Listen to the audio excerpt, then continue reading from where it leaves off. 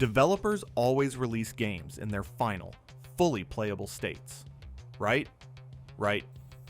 Good talk.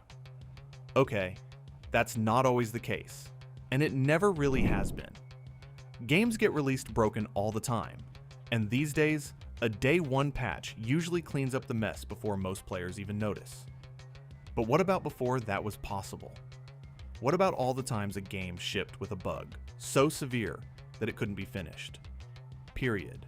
No patch, no fix, no internet to complain on. Here are 15 times an older game became mathematically or procedurally impossible to complete, thanks to hardware limits, rushed deadlines, or developers just deciding to cheat their own players. We start with two bugs that are basically twins, separated by a couple of years and two different arcade cabinets, but caused by the exact same mistake. First up, Donkey Kong. Released in 1981, Donkey Kong became one of the most influential arcade games ever made, and it also became one of the most famously unbeatable. If you were good enough to reach stage 22, congratulations, you had just walked into a wall nobody could climb. Here's what happens.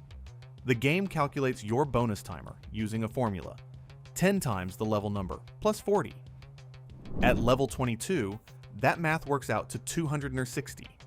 The problem is that this number gets stored in a single byte of memory, and a single byte can only hold values from 0 to 255. So when the game tries to store 260, it overflows, wrapping back around to just 4.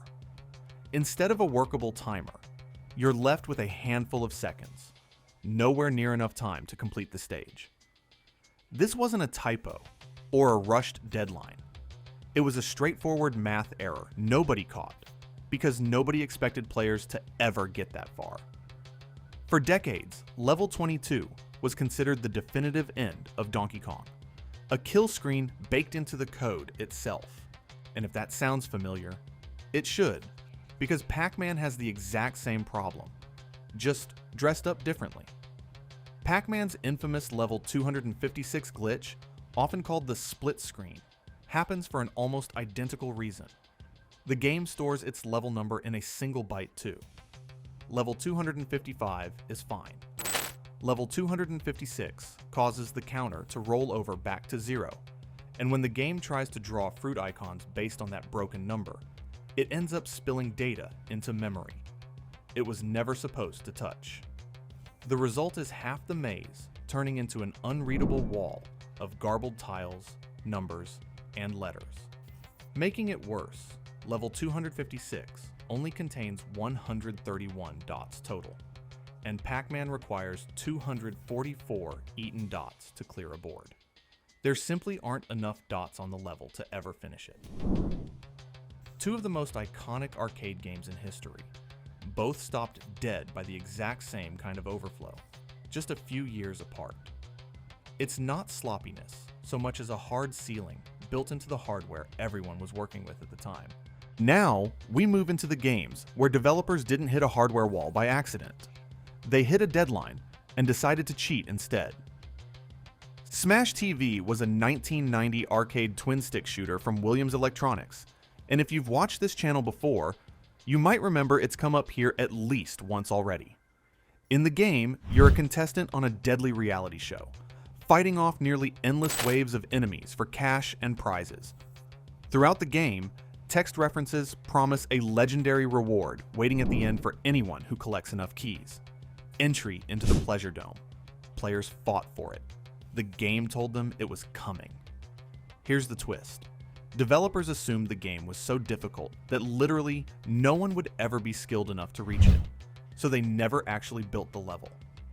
When players did eventually beat the game, no Pleasure Dome existed, just a message telling them they hadn't collected enough keys, no matter how many they actually had. Players complained to arcade operators. Arcade operators complained to Williams, and Williams scrambled to build the Pleasure Dome after the fact, sending out a cabinet revision once the mistake became public.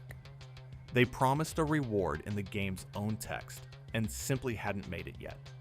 Mindstorm for the Vectrex has a similar, "we didn't expect you to get this far" story, except this one is stranger because of just how obscure the Vectrex itself was. Released in 1982, the Vectrex was a home console built entirely around vector graphics, with its own built-in monitor, so you didn't even need a TV. It flopped commercially, mostly due to bad timing right before the 1983 crash, but it produced a handful of genuinely unique games, Mindstorm among them. The game plays like a more advanced asteroids. You destroy mines that split into more mines as you clear them, and later levels have mines that shoot back, chase you, or act like magnets. If you were skilled enough to reach level 13, the game would simply crash, locking you out permanently. There was no patch to download in 1982, so players did the only thing available to them. They called the distributor directly, General Consumer Electronics in the US, or Milton Bradley in the UK. Callers were mailed a corrected version called Mindstorm 2, identical to the original, except for the fixed bug. Later print runs eventually corrected the issue for everyone, but Mindstorm 2 was only ever distributed to people who picked up the phone and complained, making it one of the rarest official game revisions of the whole era. Set Willy, released in 1984 for the ZX Spectrum, has one of the more delightfully chaotic bugs on this list. You play as Miner Willy, cleaning up his mansion after a party so he can finally go to sleep, moving through 60 rooms while dodging deadly obstacles and swinging across ropes, because apparently no one in this mansion believes in safety codes. The bug lives in a room called the Attic. An enemy arrow in that room has a flight path that's miscoded, so instead of stopping when it should, the sprite keeps traveling in memory, well past the edge of the visible screen and off the end of the Spectrum's video memory entirely. As it travels, it overwrites unrelated game data, breaking collision detection in other rooms, changing enemy behavior, and sometimes making required items impossible to touch. It's a bug that spreads corruption to parts of the game that have nothing to do with where it started. Players found ways around it, entering the attic last, or using small code tweaks called pokes to sidestep the damage. Software Projects, the developer, eventually patched the issue properly, letting Willy finally get some rest without breaking half his own mansion in the process. Now for the games where the developers didn't just stumble into a bug, they built one on purpose to hide a deadline they couldn't hit. Gladiator, also released as Great Gurianos, started as a 1986 arcade beat-em-up from Taito before being ported to home computers by Encore in 1991. You play a sword-wielding gladiator, fighting your way through rival warriors across several levels, and beating all 4 unlocks a hidden 5th level, the Treasure Place, on most versions. Most, not all. The ZX Spectrum version ran into a memory limit that, as best as anyone can piece together, wasn't discovered until late in development, right when the team was running out of time to fix it properly. Rather than solve the underlying memory issue, the developers made the final boss unkillable on that platform. If you wanted the real ending, you needed a different system entirely. Considering this port came out in 1991, 5 years after the original arcade release, it makes the shortcut even harder to excuse. There was time to get this right, and someone decided a permanently unbeatable boss was an acceptable outcome. Robocop for the Commodore 64 tells a similar story, just with worse consequences for anyone actually trying to finish it. Released in 1988 as a port of the arcade beat-em-up and run-and-gun hybrid, the Commodore 64 version was already brutally difficult, made worse by the decision to give players only 1 life for the entire game. The real problem shows up at level 7, which is nearly impossible to reach in the first place. If you somehow did, a mass of corrupted pixels would appear and block all further progress. Like Dennis the Menace below, this port was almost certainly rushed to hit shelves alongside the movie's home video release. Developer Ocean Software's apparent solution wasn't to fix the bug. It was to make the game so punishing, with a single life and an aggressive level timer, that they assumed almost no one would ever reach level 7 to find it. Speaking of deadlines tied to movie releases, Dennis the Menace hit the Amiga A500 in 1993, timed to match the film's home video window. Like most movie tie-in games of that era, the plot barely matters. You move Dennis through a series of loosely connected platforming levels. What matters is what happened at the very end. Developers needed to fix the final boss encounter, but were up against an immovable release date, so instead of fixing it, they built an impossible jump. Dennis simply could not clear the gap needed to reach the final confrontation, which meant nobody playing the Amiga A500 version could finish the game as released. Later Amiga versions, the AGA and CD32 editions, included a passable jump and a boss who could actually be defeated, but the original A500 release just left players stuck at the finish line. The next entry is a different kind of unbeatable. It's not a wall you can see coming. It's a bug that could lock you out of the ending without you ever realizing it happened. Metal Gear on the NES has a final boss bug that's almost cruel in how quietly it operates. In the original MSX2 version, you defeat Metal Gear itself by placing explosives on its legs in a specific sequence. The NES port swapped Metal Gear for a supercomputer that you destroy with plastic explosives instead. Here's the issue. Due to a programming oversight, that supercomputer only registers damage from your explosives if the game's internal flags confirm you've already rescued two specific hostages, Ellen and Dr. Petrovich, earlier in the playthrough. Miss either one, and your explosives will do absolutely nothing when you reach the final fight. No error message, no warning. Just an unkillable boss and a player left wondering what they're doing wrong.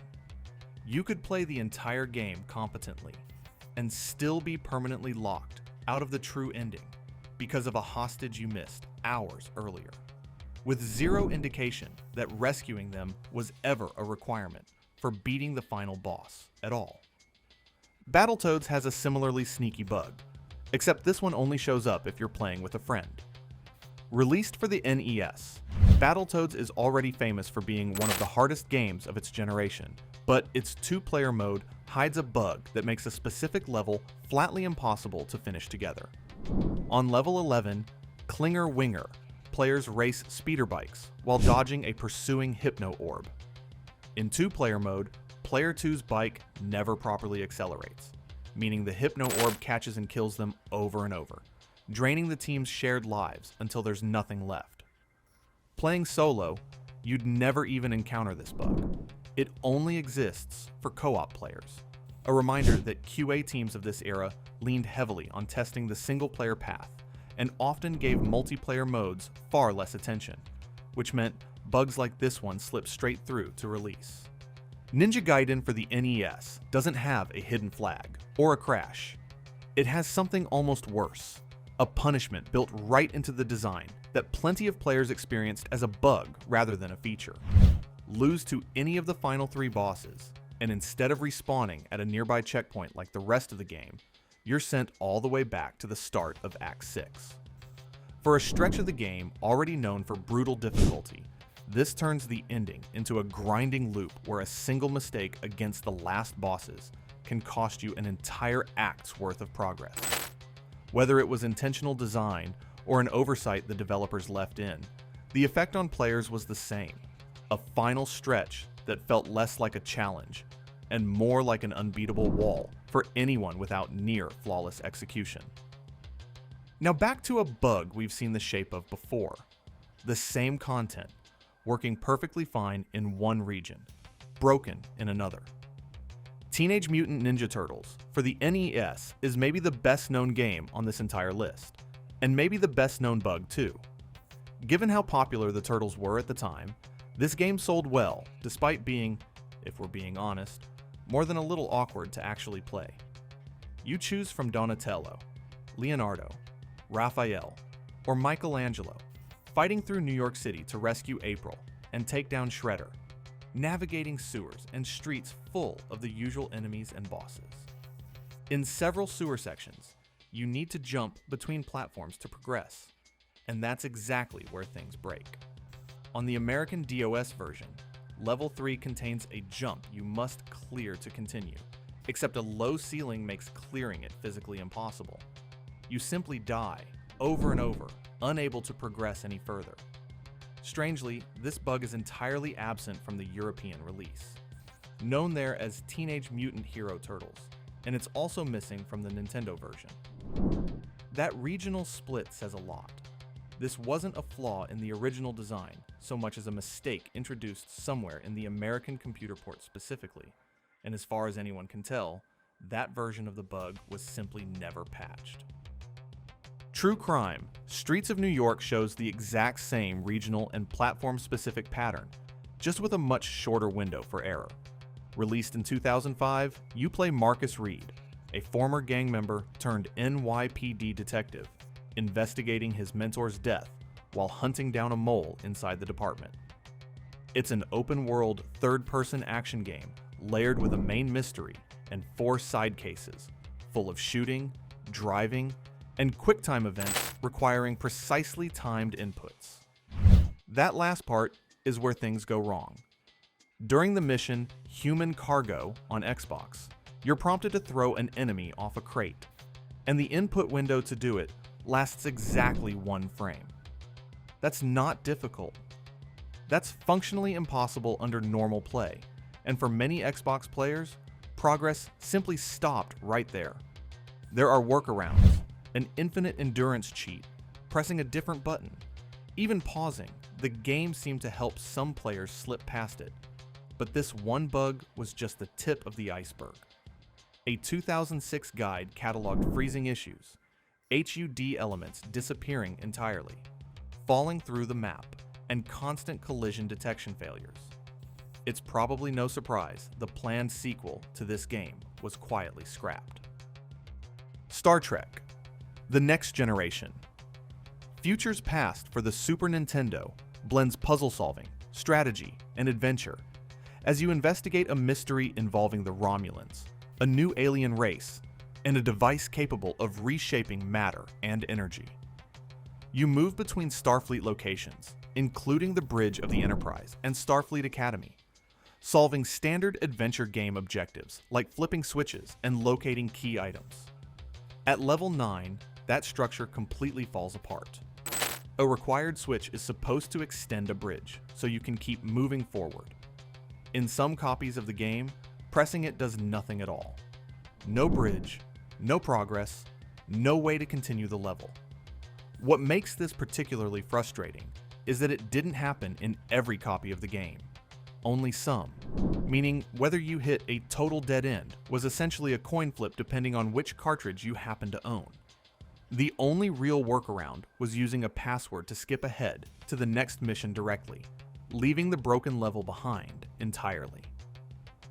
And we'll close on Space Quest 6, the 6th and final entry in Sierra Online's long-running comedy adventure series, released in 1995. Like the rest of the series, it leans hard into humor, poking fun at science fiction conventions while you guide Roger Wilco through a cartoonish, puzzle-filled world.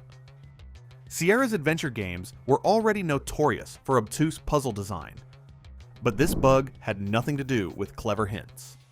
During one scene, Roger inserts a data cartridge into a device called a comm post, an animation timed against an internal counter. On computers that ran faster than developers had anticipated when building the game, that timer would run out mid-animation, crashing the game entirely with the message, "Error 47, object not found." The crash only affected players running the game on more advanced hardware than Sierra had tested against, which meant the exact same disk could run perfectly fine on one machine and hard crash on another. Sierra eventually released an official patch to fix it, and remarkably, that patch is still available today for anyone determined to finish Roger Wilco's last adventure properly. 15 games, 15 different ways a bug could end your progress permanently. Whether it was an 8-bit integer running out of room, a rushed port missing a deadline, or a studio simply betting that nobody would ever get good enough to find out. Today, broken launches usually get fixed within a week. Back then, if you hit one of these walls, you were stuck. Sometimes for years, sometimes forever, unless you were lucky enough to know exactly who to call. Did you ever run into one of these as a kid? Any unbeatable bugs we missed that deserve a spot on this list? Let us know in the comments below. If you enjoyed this one, hit that like button, share it with someone who will appreciate it, and subscribe if you haven't already. And if you want to support the channel further, consider becoming a member. It helps keep videos like this coming, and it gets you early access, special chat perks, and shoutouts right here in the videos. Thanks for watching, and I'll see you in the next one.